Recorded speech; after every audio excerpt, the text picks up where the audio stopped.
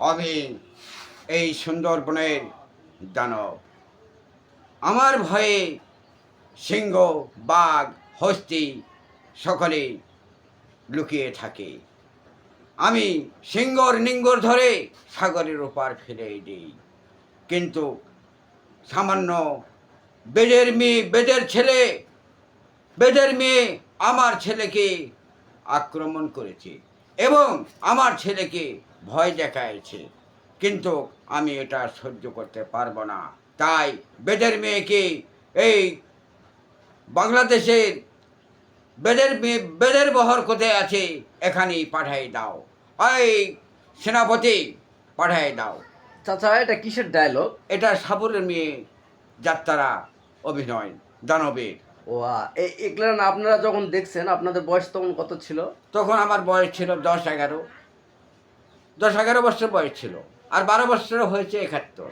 এগুলান কি আপনারা টিভিতে দেখছেন? না না না, এগুলো আমরা প্র্যাকটিক্যাল যাত্রা, এই গ্রামে গ্রামে যাত্রা হচ্ছিল, গ্রামে গ্রামে যাত্রার এই অভিনয়গুলার সম্পূর্ণ আমার খেয়াল নাই, তবে কিছুটা মেকআপ করলাম এই পর্যন্ত।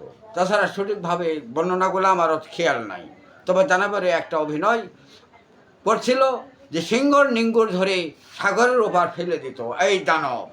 তাই একটু উদাহরণ মাফিক একটু শোনালাম। তাই আমার যাত্রার প্র্যাকটিক্যালগুলো আমার অত খেয়াল আচ্ছা নাই। কয়েকটা যাত্রাপালার নাম শুনান তো। যাত্রাপালার নাম হচ্ছে সাপুরের মেয়ে, মালার প্রেম,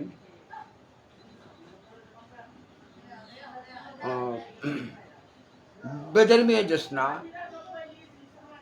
কন্যাবতী, মালাবতী,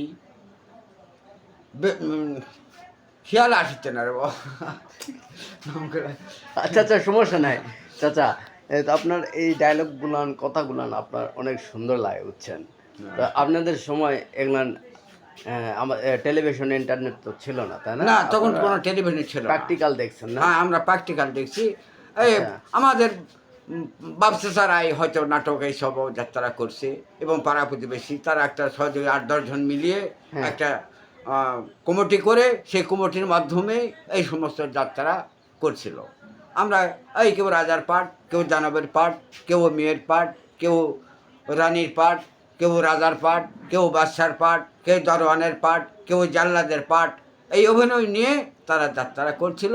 এই সেটা আমার কিছুটা খেয়াল আছে, এবং সম্পূর্ণ কথাগুলো আমার কাছে খেয়াল নাই, সঠিকভাবে বলতে পারিনি। কিন্তু এর মাঝেও যেটা হয়তো অভিনয়ের নিয়ম বা বলছে সেভাবে আপনাদের কিছু উদাহরণ মাফিক বোঝাতে পারলাম, এইটুকু। আচ্ছা আচ্ছা, আপনি কি কখনো অভিনয় করছেন? না, আমি কোনো যাত্রা বানে বা নাটকে আমি কোনো অভিনয় যাইনি, ও, আমি শুধু দেখছি এবং আচ্ছা সেইগুলো। অসংখ্য ধন্যবাদ আমাদের হ্যাঁ। সাথে থাকার জন্য, এতগুলো কথা শোনার জন্য। নেক্সট কোনো ভালো একটা ভিডিও নিয়ে আপনাদের সামনে হাজির হব। আপনারা সকলে আমাদের সাথে থাকুন, সুস্থ থাকুন, ভালো থাকুন। আসসালামু আলাইকুম। ওয়ালাইকুম আসসালাম।